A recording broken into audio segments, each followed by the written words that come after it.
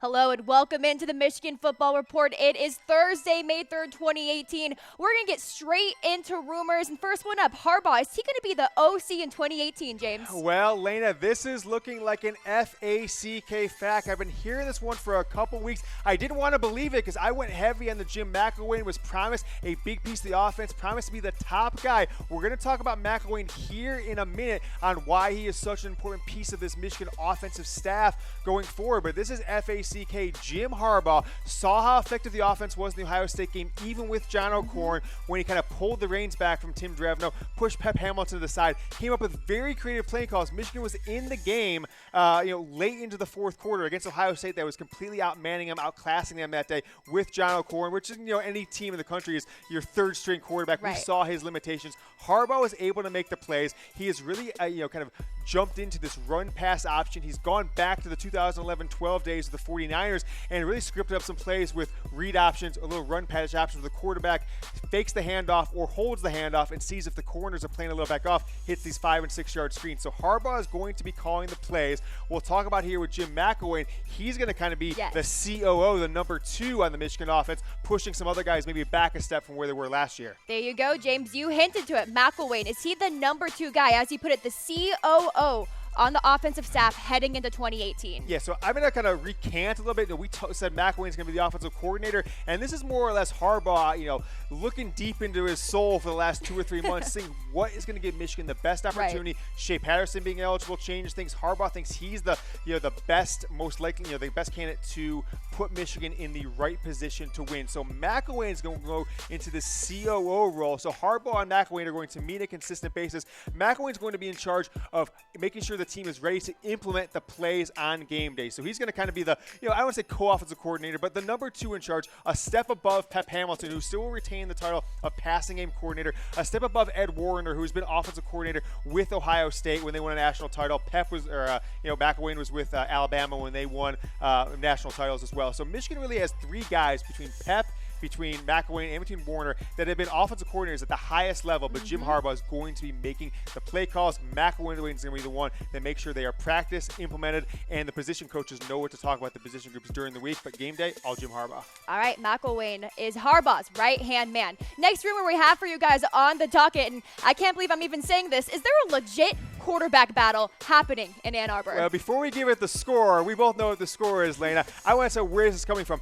Every single outlet that covers Michigan on a local level, the free press, the paid sites, some of the blogs that go in and spend time at different press conferences, they put out this article, all the exact same article on the same day. And I'll tell you why. But this story, Lena, story? It's fake news. This is complete fake news. Here is what happens. You're seeing this in every newspaper, every blog. Oh, legit QB battle for Michigan in 2018. Not really going to happen. Shea Patterson was brought in to be the number 1 quarterback. When Michigan brought him in and had the understanding, and we talked about this back in November, December, there was some initial hesitation from Michigan's side not to bring him in because they thought, well, he has to sit out a year.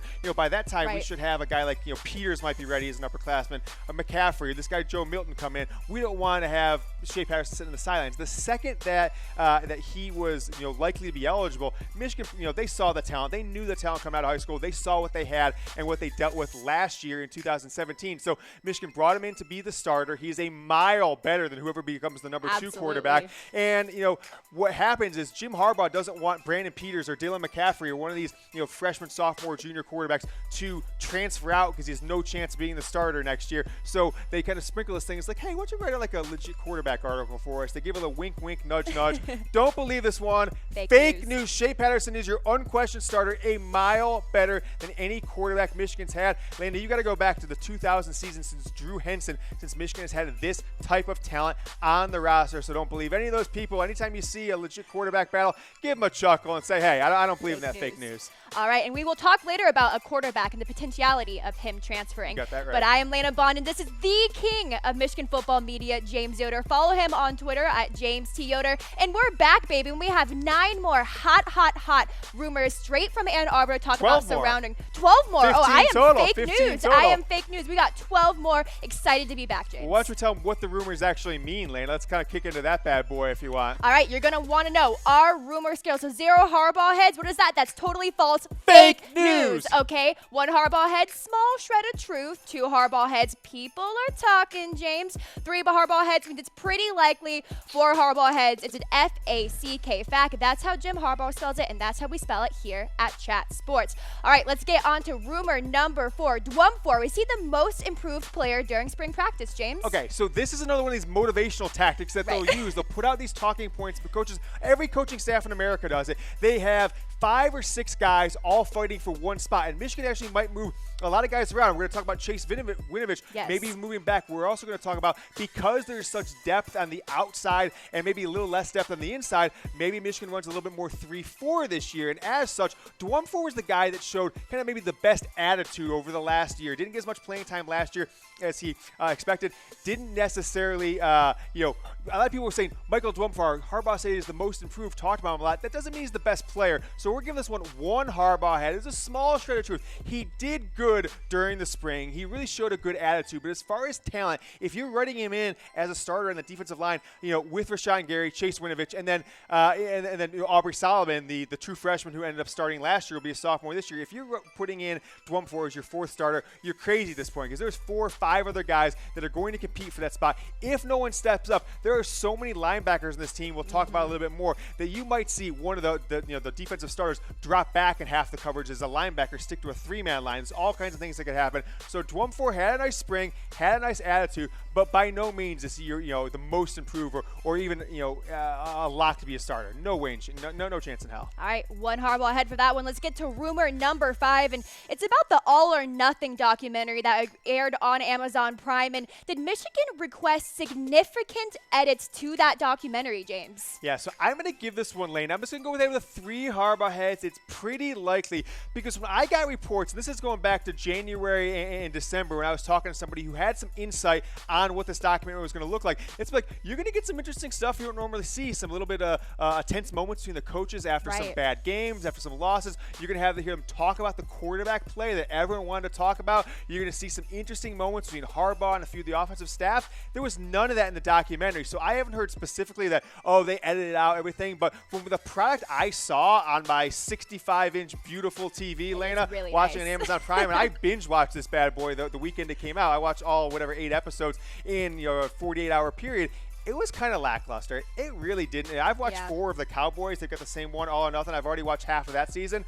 That is phenomenal compared to the Michigan one. Michigan stripped back anything juicy. If you follow this program closely at all, none of that was news. None of that was even insightful. All I think the majority of people kind of came away saying, okay, Pep Hamilton's not that bad. He's got some good ideas. And maybe Wilton Spate is, a tad crazy. He thought he was a good quarterback. And unfortunately, what we saw on field was nowhere near what I think his reality was. Also, his girlfriend, Spate's girlfriend, a Michigan soccer player, does the verbal hashtag. She'll do the go blue, hashtag go blue, the verbal hashtag. Some people gave her some grief on that on social media after the document came out. But Michigan likely 3 Harbaugh heads. We can't call it an FACK, but that was a dumbed down, a watered down offering from what you see with the NFL teams that take you inside. The Cowboys, the documentary, they literally gave us audio of what Jerry Jones told the team when they went out and kneeled, before the national anthem in the Arizona Cardinal games and whatever it was, week 3 or 4 in the season. So Michigan didn't have any kind of access like that. I think it's because of all the coaching turnover and a little bit of the uncertainty of Shea Patterson when it was kind of be putting together, eligible or not. I think Michigan didn't want to upset any coaches. They didn't want to have any of the quarterbacks see the negative talk on them and say, let's just cut it out, make it a true vanilla kind of show. I think vanilla is a very accurate way to describe All or Nothing for Michigan football. Let's get to rumor number 6. Sticking with All or Nothing, you may have noticed watching it, Drevno not really on the documentary that much. Quite frankly, you didn't see him very much at all. And was that intentional? I mean, they made Drevno seem like he didn't exist. I mean, when they were showing in the press box and in the booth, they were showing all Pep Hamilton all day. It made it seem like he was making all the play calls, meeting with Harbaugh, meeting with the coach, meeting with the players. The only time they showed Drevno had any lines was when they had the offensive linemen over at their house, kind of when they were trying to get them together to have a big game. And then the Minnesota game where Cron Higdon and Chris Evans went for some big yards. So I do know this one for a fact. And I can't say this is the total reason that a lot of the juicy stuff was stripped out. But Tim Drevno's role was changed after he stepped away, resigned, fired, and was given some dignity, whatever you want to call it, in February. Between February and this documentary coming out in April, there was a lot of his role was pulled back, and the focus came on the guys that you still have in-house. You don't want to be focusing on a guy who's gone. So with that being said, absolutely, they pulled Drevno's role. That a lot of his lines, a lot of his camera time got pulled out big time. Well, this is going to bring us to a weigh-in because we got James, we got your thoughts on it, but I want to know, Michigan football fans, do you feel like you really got some inside access watching that All or Nothing football documentary? James didn't really feel so. I didn't really feel so, but question I have for you, James. Did you already watch it? I already watched it. I put some okay. time in there. But are you really that surprised knowing Jim Harbaugh and kind of the secrecy he really clouds around the Michigan football program? I was sometimes? surprised they agreed to it in general, and I was surprised the year, if they were going to do it his first season where, even if you lose a few games, they had a really good season, 10-3 his first year, then no one's going to blame you, no one's going to make fun of you. A lot of fan bases are saying all or nothing, and they just cross out the all or. It's nothing, Michigan football, 5 losses. Lost 3 straight games to end the year. So I thought it was a bad decision to make it 2017. But with as many storylines that came out of it, I'm like, if you're going to agree to it, I couldn't believe Amazon would allow Michigan to have such control. You can just cut out everything. What I did find out after the fact, I don't want to take too much of a I don't want to say the word, just I don't want to pile on the producers and the production of it, because overall I think it showed some good things about Michigan football, winning his program and the fan base and all the good stuff about Michigan football. But it wasn't made by the same group that does the NFL one. That is a seasoned group, NFL Films, that does these, that Amazon brought on and basically is paying for it. They understand what it needs. This group that did the Michigan one, it's the first time they've done one of these, right? And it came across as such. It would give the Walmart Wolverine, the guy who wears a hat from 1997 with a weird logo that no one's ever heard of that he got off the rack. That kind of guy that says he's a Michigan fan, he would like it. Insiders like us, it wasn't that good. Not so much. Vanilla. Let's get to rumor number 7, and I hinted to it earlier. Peters, is he considering a transfer quietly, though, is kind of what we're hearing right now? Yeah, so I've been asked about this. A few people have DM'd me. A couple people that have sources that I know, they have put this out there. So I dug into it. Brandon Peters really had a tough first week of spring football for Michigan, but came on the last 4, 5, 6 practices. Those that's when there's supposed to be the spring game that Saturday, and the 2 or 3 they had after that. He really shined in those last 4 or 5. So I believe Peters now is going into the summer thinking, hey, I am likely the backup quarterback or have just as good a shot as anybody else. They're going to redshirt Joe Milton no matter what the local water carrying media tells you. Milton's getting redshirted now that Shea Patterson is officially eligible. So it's him or Dylan McCaffrey. So if it becomes Peters, then he's going to stick around. He's going to play Michigan football. He understands that with the offensive line struggles Michigan has had, that he is one snap away, like he was last year, like multiple players were last year, from playing. You think about last season, Wilton Spate went down early. Then John O'Corn got pulled for bad play. Then Brandon Peters went down with injury. So really Michigan was on their 4th string quarterback, if you want to think about it, because Peters kind of had 2 different, or O'Corn had 2 different swings at it. So he is not looking actively. What he is doing is talking to his parents, talking to his high school coach, and say, hey, if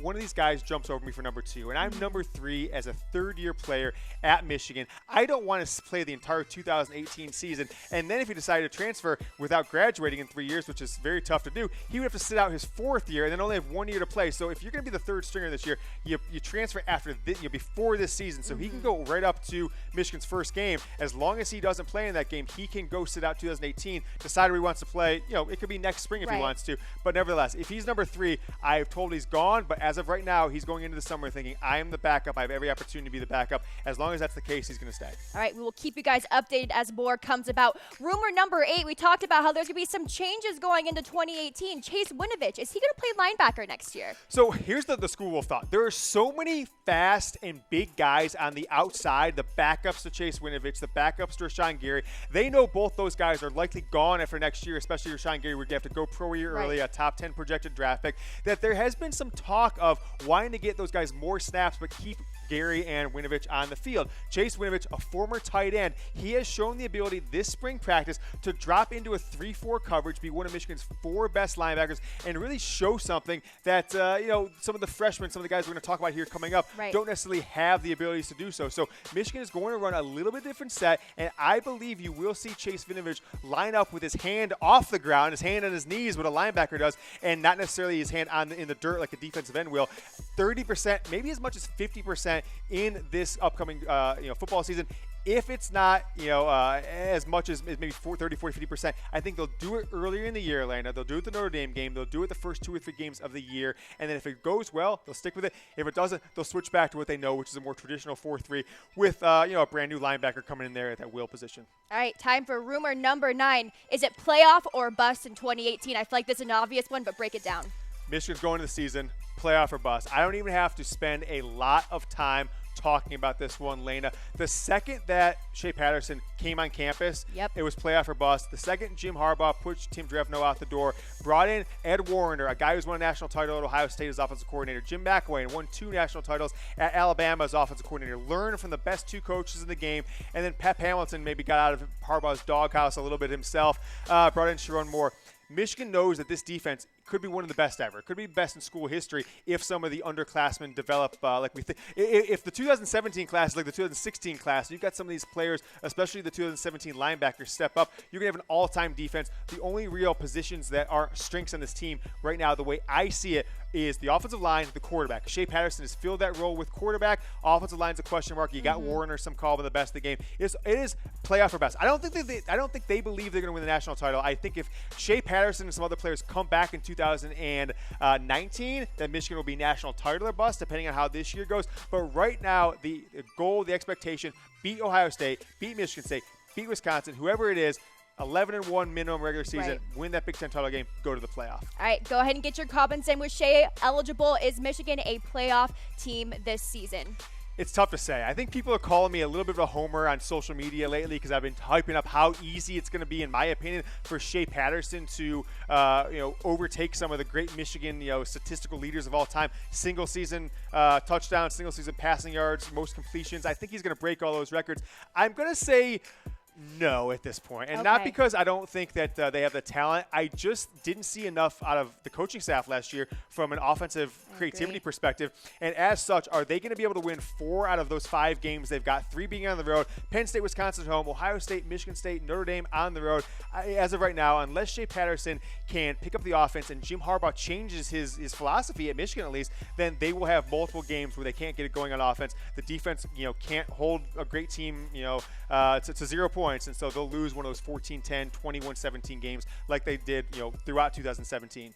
All right, I'm Lena Bond. You can follow me on Twitter at Lena Bond Sports. This is the king of Michigan football media, James Yoder. Follow him on Twitter at James T. Yoder. And guess what? We're on Facebook Live, but we're also on YouTube, James. And make sure you subscribe to the Michigan football YouTube channel. It's the best place to be for all your Michigan football content. Yeah, we've taken a little bit of break. Once Michigan got in the tournament, we took a break. Didn't want to overshadow the basketball team, but I'll say this, Lena, people are just, asking all the time when's the next show. We had to pop one out today. We're going to be every week going forward, at least, maybe sometimes twice a week. Yes. Go ahead and type that URL. If you can type it in, it'll redirect you right to the playlist on YouTube to get every single Michigan football report, and you are going to love it. Make sure you subscribe to Chat Sports while you're in that bad boy. All right, let's go to rumor number 10. We've talked about some changes on offense, some changes on defense, and another change on defense. Is Michigan going to play zone next season under Don Brown? F-A-C-K.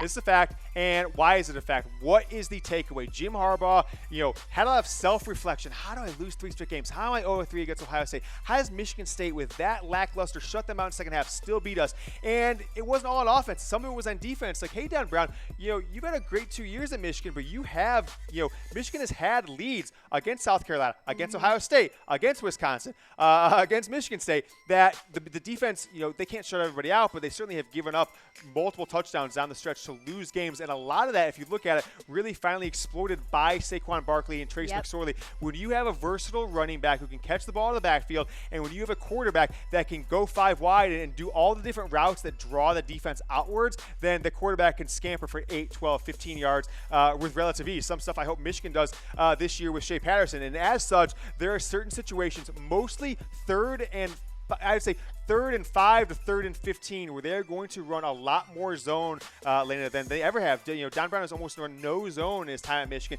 It is pin your ears back, press one-on-one man coverage. But what happens, and if you run backfields and tight ends out, your linebackers sometimes turn their back to the ball, the quarterback can scamper, a running back can make one move on a linebacker, get open, and no one's even facing the ball carrier. He can go for it. So Michigan understands that a lot of those big gains, a lot of those touchdowns late were because of the man defense on those downs, and so they will play some zone coverage. This one is a big change, a change of philosophy for Don Brown, and I think it is Jim Harbaugh kind of pressing his will. Say, I understand your D, Donnie, but we're not making it happen here. Got to come up with a solution, and I'm really glad to see it. All right, James, you already debunked the rumor that that's a quarterback position battle going on in Ann Arbor, but there are some other key position battles that are actually going on at 2 specific positions. Yeah, so we've got a couple, battles on defense specifically that I want to point out. It is linebacker and it is defensive tackle. This is a 4 Harbaugh heads. This is FACK. And so what's going on with this one, Lena? So 9 starters returning, right? 9 starters returning from last year's team. Only 2 spots. We had guys like Ambry Thomas that really made a play throughout, conditioning into spring practice. I know Lavert Hill was in the doghouse, and Mike Zordich, the cornerbacks coach, came out and kind of railed on some guys, but I don't think Ambry Thomas is going to overcome those guys. I think you could see Hill and David Long potentially both leave early, although unlikely, but they will both have all Big Ten, if not potential, 3rd or some sort of All-American level. They are that type of talent. Ambry Thomas is going to make a great 3rd cornerback, a nickelback, might play some safety if they really feel they could get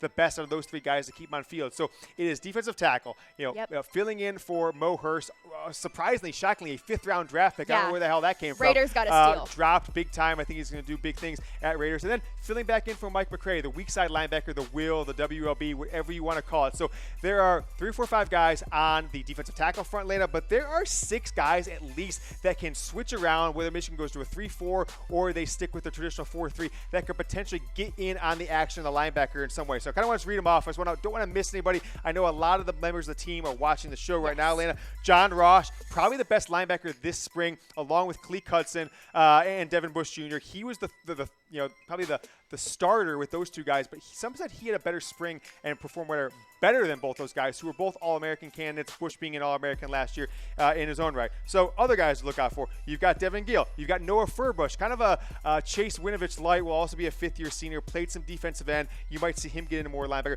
Jordan Glasgow moved down from the safety position. Now he's playing linebacker. He could get some snaps. Drew Singleton and Jordan Anthony. Now, these are guys who were last year's freshman class, came in with some accolades. Anthony was a 5-star, and Singleton came in. He would have been a 5-star had he not missed his entire senior year of high school. So big-time talent. That 17 class linebacker, all kinds of talent. Outside of him, don't want to leave out these guys. Josh Uche could be a player there. So 7 players. They're going to be battling. It is going to be a battle of coverages. It's going to be a battle of speed, quickness, agility. I am really excited to see who gets that spot. Same with defensive tackle. Michigan might ultimately go to a 3-4 because there's so much talent linebacker. Chase Winovich can drop back. Not necessarily as much high-level talent on the defensive line outside of the 3 guys that we all know. All right, rumor number 12. Shea, is he putting in some extra time with Don Brown, of all coaches? FACK. So how did this come about, right? So Shea Patterson's only been on campus for 4 months. And what he found out was last year when Dylan McCaffrey was in the scout team, he would meet with Don Brown at least once a week, if not more, continuing through the offseason into spring practice. Shea Patterson gets a little taste of that, understands that Dylan McCaffrey wants to be the starting quarterback, that Don Brown's getting him all kinds of tips. So what does he do? He gets in on those meetings, and it has paid dividends because the first few practices of spring, Michigan's defense was dominating Shea. Shea was able to make the throws, but they were just crashing in him. He didn't understand what happened. And so one thing I've heard, Lena, that is really intriguing, really interesting, and it's funny enough, I kind of heard this the same day I saw it in the Cowboys documentary, which is Aaron Rodgers is a quarterback. He may be a little bit bigger than Shea, but not by a ton. But he is one that Don Brown, amongst a couple other quarterbacks, that Don Brown has looked at with Shea Patterson about the footwork. And you probably saw in that Cowboys documentary if you've seen that. But I'm guessing what they're doing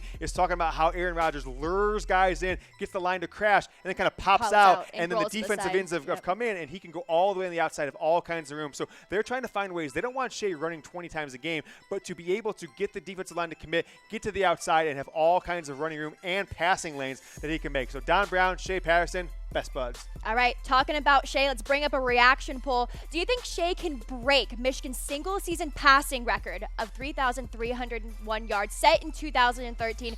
Thumbs up for yes, laughy face for no. James, you're throwing a thumbs up right next to me here in studio. What do you got to say? Listen, I threw the thumbs up right before we went off camera there. I'm holding it up, Lena, and the reason why I think people should be hitting the thumbs up on this bad boy all day. All he's going to average is like 271 yards or something like that, Lena. That is not that challenging. There were 20 players in the NCAA just last year, 20 guys that if they would have been in a Michigan uniform would have broken that 3,331 yards by John Navarre. Right. So as such, can Shea Patterson be one of the 20 best? Now, the only way it doesn't happen, in my opinion, is if Karan Higdon just becomes man beast and goes for 2,000 yards and they decide to give the ball more to him, to Chris Evans. But as such, if Shea Patterson gets 35 passes a game, he's going to go for at least 3,500 yards, if not 4,000. I really think he has that kind of arm talent. It all going to depend on the play calling and then offensive line giving him a little bit of time to make the plays he needs to make. All right, I'm Lena Bond. This is James Yoder. We do have a few more Michigan football rumors to break down for you guys, so let's get to rumor number 13. And we're going to be talking about the Michigan D. Do they have the potential to be the best ever coming into 2018? Well, all I can say on this one, Lena, people are talking. Yes. There is a lot of talk. I think Don Brown is leading some of the talk publicly. He's saying this is going to be his deepest and best defense at Michigan. Says a lot, coming off 2016, 2017, both top 5 defense, 16 number 1 defense in the country. But think about it. You have 10 new starters last year, Lena, and you're still in the top 5 in all major statistical categories. Coming back this year, you have Rashawn Gary and Aubrey Solomon kind of, as your big-time recruits, your 5-star guys, both junior, sophomore. Your cornerbacks are both sophomores. Your linebackers are all sophomores. Sophomores last year. Now we're all juniors. If they keep this crew together, this could be an all-time year because the second team, from what I'm hearing, is almost as good as the first team. A lot of those guys have developed. It's just like 16 to 17. You've got all those guys who redshirted or were backups last year are now ready to be starters. But you've got a lot of guys coming back, so they're going to be backups for one more year. So I think Don Brown's going to have a dominant defense if guys like Long and Hill and Hudson and Devin Bush Jr. and Rashawn Gary, please, came back for 2019. It could be the best defense in college football history. Not likely all those guys come back, but I do think there's a chance to be the best in Michigan history. All right, speaking of dominant D, what's your favorite moment from the 1997 national championship season? James, I'm sure you have a bunch of them, but can you narrow it down to one for me? Yeah, sure. I think it's probably, I know people probably have different ones, but I'll point out 3 of the big ones. The hit by Dadrian Taylor at Penn State where he knocked that guy I know every Michigan fan knows what I'm talking about. The Charles Woodson interception against Michigan State. Then there's the Woodson, punt return against Ohio State, which for me is the number 1. And then lastly, I think the capped it off with the Woodson interception in the end zone against Washington State in the Rose Bowl. For me, Lena, it's the punt return. Sealed the game, kind of recreated Desmond Howard's Heisman Trophy moment in itself, and really kind of put a stamp on that year as Michigan being the undisputed national title, in my opinion. All right, so heading into 2018, apparently there's been 2 teams that Michigan has been very focused on, and that's Notre Dame and Ohio State. Is this true? Go out big. Go out, you'll come in big, go out big, right? So why Notre Dame? The why Notre Dame is because Michigan has seen what getting off to a hot start. 2015, they got off to not say a bad start, but they lost Harbaugh's first game, and the offense really struggled after that. And I think this is the same old Michigan, Harbaugh or not, and so that was tough. 16, they got off to a hot start and it held them throughout 2009. Now last year, they got off, they came in focused on Florida, and they beat their ever-loving ass. And as such, it didn't really translate into a great season. But the perception of Michigan, kind of in the media and with folks like us, was big time for a while. Harbaugh wants to get out to the gate there because it's been all negative since about October last year. It's been all negative for Michigan with losing those 5 games. So as that, against the 3 Harbaugh heads, Lena, they're going to come out big. And Jim Harbaugh knows he has to beat Urban Meyer this year. No kind of established quarterback entering the season for the first time for Urban Meyer at Ohio State. And we had Braxton Miller came in. Miller got hurt, and then you had JT Barrett. So you still had an established quarterback, Barrett, for 4 years. So now Jim Harbaugh smells the blood in the water. He's got to make it happen this year. They are going to practice every single week with some plays for those 2 teams, and specifically Ohio State throughout the entire season. Some plays they won't show all year until the Ohio State game. All right, last rumor we have for you guys. We're talking transfers again. Wheatley Jr., tight end. Is he going to be transferring this season? Tyrone Wheatley Jr. So his dad and him have talked about it recently. He has dropped to as far as 4th, maybe 5th when Mustafa Muhammad gets on campus. He just hasn't translated to the player they thought he was going to be. His dad thought he was going to come in and be a big-time star. His dad and Harbaugh had a little bit of falling out, Lena, and as such, he went on to the pros, went back to, he's the running backs coach for the Jaguars now with, coaching Leonard Fournette. Right. And so his dad is talking about, it's like, hey, let's get somewhere where we can play. He doesn't think Harbaugh's using him right. So I think it is a better than 50-50 chance. We're giving the 3 Harbaugh had 75% chance that he is not on the team. I think specifically when you go through this fall and sees what some of these other tight ends have, sees where he's in the depth chart, he will not be at the school. I don't want to say I hope he's back. Don't at me on Twitter. I hope he's back. No, but at him. the people are talking. All right. 3 Harbaugh. 3 Harbaugh. 75% chance people are talking. All right, guys. That was the Michigan Football Report. Thank you so much for tuning in. Like we said, it is so great to be back with you guys. I'm Lena Bond. Follow me on Twitter at Lena Bond Sports. You can follow the king of Michigan football media at James T. Yoder. And one last time, YouTube. Subscribe.